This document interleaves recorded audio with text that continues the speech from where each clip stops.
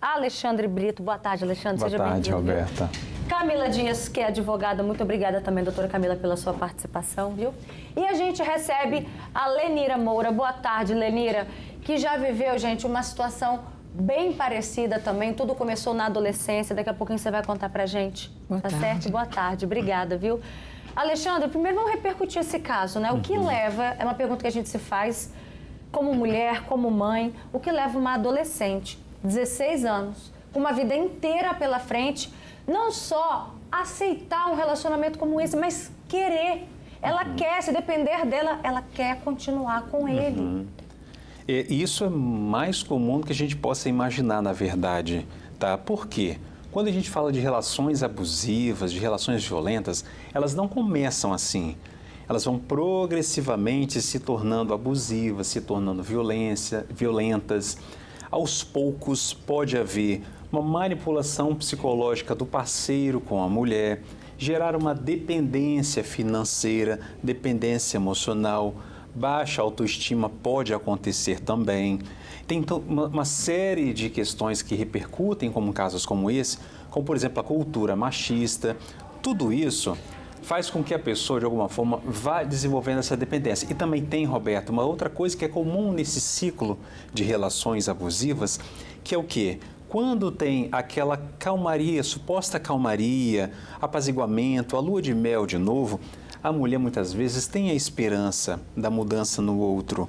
Então são vários elementos que nós não podemos jamais também apedrejar uma pessoa que está nessa posição. Pelo contrário, é acolher, tentar entender e oferecer todo o suporte, rede de apoio, sustentos em vários sentidos para ela, inclusive financeiros, dependendo da situação, de vulnerabilidade, para que a pessoa consiga compreender e muitas vezes ter o quê? Estratégias para lidar com isso. Porque a gente vê que uma das coisas que acontece nessa manipulação psicológica é o isolamento. A mulher vai sendo isolada de amigos, familiares, não pede ajuda, não conta o que está se passando, porque as coisas vão aos poucos, é muito gradativo. E às vezes, quando vê, a água já está no pescoço. Camila, nesse caso, você está falando de um homem de 22 anos agredindo uma adolescente de 16. Agressões que, de acordo até mesmo com o que a gente levantou no nosso jornalismo, começaram com essa adolescente grávida, né? De que forma que isso pode agravar a situação desse homem? O fato dela ser menor, né, também agrava. E ela teve um filho, né, com ele, parece que eles têm um filho, né, na outra agressão ela até caiu, estava gestante, né, agora acredito que já tenha tido o neném. Então, assim, é uma situação tão complexa, ainda mais com esses relatos dela de que voltaria, como é que se daria isso, né? Mas agora ele está preso e aí vai ser imputado pelo crime, né, da agressão física. Não sei se houve tentativa de homicídio, acredito que não, foi a parte da agressão mesmo, grave. Mas ele fez ameaças. Ele teve ameaça também e foi visto, né, na frente da polícia. Não, assim... muito provavelmente, Roberto, a gente até fala sobre isso aqui, sobre essa impunibilidade e tudo mais, ele não deve ser solto. Não deve, né? Assim, se for, depois vocês até apresentam pra gente saber o que houve. Porque independente dela tirar ou não queixa também, já não tem mais uma relação direta com a vítima. Agora é um crime que a gente chama esses crimes de crime de ação penal incondicionada. Não depende da condição dela manter ou não uma queixa. Isso é até interessante a gente falar. Mesmo que essa jovem, mesmo que essa adolescente queira voltar a viver com ele, o sentimento dela não fala mais alto que a lei. Não fala mais alto. Porque no caso desse crime em específico, eu acredito que nem houve uma denúncia, foi preso ali no flagrante, né? Então, nem precisou dela denunciar. O crime estava acontecendo, ele foi detido. Agora, suponhamos que fosse o caso dele, né, ter agredido, igual já agrediu outras vezes, e ali lá na delegacia ter feito uma denúncia, e depois essa denúncia lá, não quero mais, igual aparenta, né? Esse ciclo vicioso, acontece demais isso. Quando já chega lá que vai ter uma audiência preliminar, o Ministério Público quem decide se aquela denúncia vai persistir para virar uma investigação ou não. Então, isso é legal de falar, porque às vezes a gente vê casos de ciclos, né, onde a mulher desiste, volta, até ela conseguir se livrar dessa relação, e do outro lado a gente pensa, se tirar também não vai dar em nada. Então, não é assim que acontece. Perfeito. Lenira, a gente está contando uma história real que aconteceu, né? E que você se identifica muito, né? Sim, eu aos 15 anos eu engravidei, né? E daí eu fui morar com o pai da minha filha, que é o pai dos meus filhos. E havia várias agressões. Eu sustentava a casa, com 16 anos, trabalhava como faxineira, diarista, e levava alimento para dentro de casa e não pagava aluguel. E ele não queria nada, né? Nada com a Voz do Brasil, e ainda havia agressões. Então chegou um momento que eu fiquei assim, eu ia para casa da minha mãe e voltava, ia e voltava. Até que a minha mãe tomou partido disso. Uma vez ele tomou meu filho e a gente chamou a polícia. Uma vez ele foi na casa da minha mãe com um facão para me agredir. E aí veio a polícia, levou, mas ele ia e voltava. A gente ia e voltava, por quê? Eu achava que ele fosse mudar, né? Ele sempre chegava com agrado. Eu gostava muito de Coca-Cola com biscoito recheado. Então era sempre assim. E eu falava assim também, gente, eu engravidei, eu tenho filhos, eu tenho que ficar com essa pessoa. E fui ficando. Nisso eu tive mais 3 filhos. Por último, ele começou a me perseguir no trabalho. Eu ia para o trabalho e teve um dia que o marido de uma colega me socorreu, me levou em casa de bicicleta, porque ele estava com uma faca atrás de mim. Eu saí correndo, pulei a janela da casa de uma vizinha e fui parar na casa de uma amiga. O que sua mãe falava na época? A minha mãe, ela não gostava daquilo, ela via aquilo, se sentia mal. Ela colocava até machado atrás da porta, as pessoas antigas, né? Não aceitava, mas o fato era que ele ia lá de volta me buscar, porque tinha filho, eu voltava. Hoje ele é falecido, mas é porque ele está morto, ele não é santo, ele fez, aprontou. Então, assim, chegou uma fase de assim, que eu ia trabalhar e voltava com medo, porque ele ficava me vigiando. Uma vez ele teve uma festa onde eu fui trabalhar numa escola ajudar, que ele apareceu com uma espingarda desse tamanho lá. E as minhas amigas ficaram todas assustadas e se mandaram e me deixaram para trás. E eu tive que ir ele com medo, um coração na mão, mas fui embora com ele, com aquilo que eu achei que ele fosse me matar. Entende? Alexandre, daqui a pouquinho eu quero que você pense numa resposta pra gente, como que a família pode e deve ajudar as jovens, as adolescentes que estão em situações parecidas. O que ainda pode ser feito, né? Mesmo que a menina esteja ali apaixonada, envolvida, mas como que a gente traz para perto as nossas filhas? Porque agora, olha só, eu vou convidar para o nosso bate-papo a Jéssica Martins. Ela já passou por violência psicológica na adolescência e depois passou por outros relacionamentos, que teve agressões. Foi isso, Jéssica? Boa tarde. Obrigada, viu, pela sua participação. Boa tarde, isso mesmo. Violência psicológica, ela começou desde quando eu tinha 16 anos, 7 anos, né? E eu já convivia com isso, né, de perto, e depois foi só piorando conforme passar dos anos, né? Até mesmo com outros relacionamentos. Mas o abuso, ele começou desde a adolescência. Essa violência psicológica, é interessante a gente frisar que foi o que o Alexandre disse. Não começa com a agressão assim inicial. Geralmente é uma evolução do nível, né, de agressão, começa com a psicológica. E aí você percebia, você conseguia identificar, Jéssica? Até o momento não achava que aquilo era normal, sabe? Que eu merecia aquilo e que a culpada era eu, sabe? A gente se culpa muito, até porque a gente não tem conhecimento, a gente não tem sabedoria ainda, maturidade suficiente, né, para entender aquela situação de fato. As amigas, a família, os pais, as pessoas vinham falar com você, sai fora desse relacionamento? Sim, a minha mãe principalmente, porque às vezes era uma situação tão complexa que eu tinha que provar que eu estava em casa, eu tinha que tirar fotos, eu tinha que gravar vídeos com um familiar meu provando que eu estava em casa, né? E aí quando eu não estivesse em casa, se eu falasse de sair, né, ele me xingava muito, ou se eu saísse e falasse que ele também saía, ele falava, não, você é mulher, você não pode sair. Quando as pessoas falavam com você, entrava por um ouvido e saía pelo outro, Jéssica? Basicamente, não é mais ou menos isso, é porque a gente não entende que aquilo que a gente está vivendo não é o certo. A gente acha que a pessoa faz aquilo porque nos ama, porque quer nos proteger, entendeu? Então a gente não entende que aquilo ali é um tipo de abuso, até um determinado momento. Em que momento, então, que você identificou? Que você falou assim, opa, tem alguma coisa errada, eu não aceito mais isso para minha vida? Na verdade, para ser sincera, nesse relacionamento eu nem identifiquei, para você ter uma ideia. Eu identifiquei depois de muito tempo. Eu terminei por conta de uma traição, né, que eu peguei, uma traição. E aí, depois de muitos anos, que eu fui perceber que aquilo que eu estava vivendo era um tipo de relacionamento abusivo. Muito interessante isso. Deixa eu voltar aqui para o estúdio, daqui a pouco eu volto a falar com você mais uma vez. É assim, né, Alexandre? A mulher que está inserida nesse ciclo, ainda mais que começa dessa forma, muitas das vezes, né, com a violência psicológica, ela não percebe. Mas também quando chega num nível como esse de hoje, de 16 anos, já está mais que esclarecido que se trata, assim, de um relacionamento violento. Não é possível que a pessoa esteja ali ainda confundindo os sentimentos, né?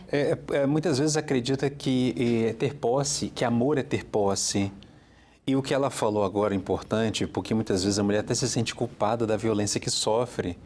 Porque às vezes ela acaba perdendo tantos contatos, ela é tão isolada do meio social dela, que ela acaba muitas vezes ela se sentindo culpada pelo que ela está sofrendo. Como se ela fosse, assim, que ela poderia ter feito diferente, que ela que exagerou, ela que é louca, ela que é maluca, né? Tem todos esses estigmas, esses problemas sociais. Então, de fato, ela começa a acreditar, Roberta, que ela merece aquilo e ela precisa mudar. Então, às vezes, falta mesmo assim, esse conhecimento, esse reconhecimento sobre isso, para que haja uma tentativa de resistência, estratégias de sair de relações como essa, saber lidar com situações como essa, né? Então, isso é importante, né? É essencial ter essa rede de apoio. Olha só, tem aqui comentários. A Selma Silveira diz, não adianta esperar a mudança de um homem, porque eles não mudam. Eu tenho experiência própria. Só muda quando fica doente ou morre. Esse é o comentário, a visão da Selma, né? A Adeide Trancoso diz, essa menina precisa de ajuda psicológica para entender o que está acontecendo e não de críticas, né? E aí a gente para refletir no papel da família, no papel dos amigos, que muitas das situações falaram assim, ela quer fazer o quê? Como que a família ainda pode ajudar, Alexandre? A família tem que tentar perceber, como assim? Muitas vezes, o que acontece em relações abusivas, não é regra geral, mas a gente vê uma repetição disso, né? A primeira coisa que acontece é a pessoa começa a se afastar da família. Entra com menos contato, não participa de eventos sociais, familiares. Isso é um sinal muito evidente. Outra coisa é mudança de comportamento. A pessoa começa a mudar o comportamento quando você fala com ela também, né? Ela começa a se isolar mais, ou às vezes ela está mais impaciente, mais irritada. Claro, ela está sofrendo experiências de tristeza, de sofrimento, né? Outra coisa também que a família pode perceber é que a pessoa deixa de fazer coisas que ela fazia e gosta de fazer. Então, as estratégias que a família pode ter nesses espaços é se aproximar, conhecer a pessoa, conhecer o lugar que às vezes aluga um apartamento para viver junto. Conheça o apartamento, saiba, né? Existe um limite muito grande entre ser invasivo e ser cuidadoso. A gente está falando aqui de ser cuidadoso, né? Então, assim, é importante conhecer, saber onde está indo. Porque isso, Roberta, muitas vezes é muito sutil. Porque pode ser que o agressor, que a pessoa que manipula, para todo o resto das pessoas seja uma pessoa maravilhosa. Simpática, brincalhona, engana bem. Vamos dizer assim, né? Tem até uma expressão para isso, a gente chama de gaslighting, G-A-S, gaslight, né, de luz em inglês. Vale procurar isso na internet, quem está em casa, que é uma forma de manipulação que se dá. Então, assim, a família, ela tem que tomar muito cuidado com esses sinais e fazer presença, assim, ainda mais com todas as idades, mas principalmente se for alguém com menor de idade ali, para saber o que se passa, se mostrar presente e oferecer sempre espaços de apoio. Isso é essencial, se mostrar disponível e fazer presença. Perfeito. Agora, Camila, infelizmente, a gente sabe que casos assim, o homem não fica preso muito tempo. Eu cansei de contar aqui já para vocês que um final de semana a gente mostrou um caso de um cara que agrediu uma mulher, se não me engano, em Viana. Deu no meio da semana, eu aqui andando no centro de Vitória, vi um homem descendo do ônibus. Eu falei, mas o homem estava preso? Deus. Na mesma semana soltaram um homem. Por que a gente não vê esses homens presos de fato? Tem que ver o que foi esse caso, né? Mas realmente, se ele for com bons antecedentes, não tiver outras denúncias, tudo isso influencia. O potencial ofensivo, né, desse crime, dependendo da agressão, porque tudo é avaliado, Roberto. Mas o que é avaliado? Por exemplo, nesse caso que a gente contou hoje, já tem histórico de agressão. Isso quer dizer, por Isso isso conta? que eu comecei falando assim, né? Não, eu não consigo acreditar que esse homem vai sair, porque já é um caso repetitivo, já teve outros flagrantes, ele fez uma ameaça na frente dos policiais, ou seja, mais um crime, não só, ele poderia até nem ter agredido, só o fato dele ter ameaçado já era um crime contra ela. Então, assim, o dele tem várias questões já, não sei qual foi o do agressor que você viu descendo aí do ônibus, mas, assim, infelizmente, eu queria, assim, trazer boas novas, falar, não, eles ficam presos, acontece, mas essa parte da gente ficar até desacreditado, né, por imaginar que a pessoa é presa, sai, porque existe um prazo, se todo homem que levantar uma mão contra a mulher, a gente fala, ele for preso, nós vamos ter que fazer um sistema penitenciário só para isso, porque parece que já está no pacote, né, infelizmente, mas não é comum, não é normal, a gente vai continuar não aceitando, e a cada denúncia já vai agravando mais para ele. Então, por isso que é importante a gente não parar. Selma Silveira diz, eu casei 9, igual essa menina de 16 anos, sofri traições, agressões, eu e meus filhos. Tem mais comentários aqui, gente. Agora, para a gente finalizar, Lenira, qual é o conselho? Você que passou por isso, você que viveu isso na pele, qual é o conselho que você deixa para essas meninas novas que estão entregues a essa paixão que, na verdade, a gente está dormindo com o inimigo? Realmente é dormir com o inimigo. E o que elas têm que fazer é se mandar, sentar o pé, se tiver que ir embora, foi o meu caso. Eu fui para um outro estado, fiquei lá 2 anos com as minhas crianças, passando necessidade. Aí, quando eu voltei, já tinha mudado um monte de coisas, mas é sentar o pé, porque, na verdade, esse amor que eles falam é falso. Né? Eles vão lá, engana ela, eu fiz isso porque eu te amo, porque eu sou apaixonado, porque eu gosto, não sei viver sem você. Mas na primeira oportunidade eles matam ela, eles matam elas e a gente vê na televisão todos os dias isso, né? Eu assisto o programa todo dia, eu vejo casos de muitas que já morreram por acreditar que ele ia mudar. E eu vou deixar um recado aqui para minha neta, que também eu estou de olho nela, tá? Estou de olho nela e estou de olho no companheiro dela, tá bom? Tá certo. E isso que elas se cuidem, porque vida só tem uma, não adianta.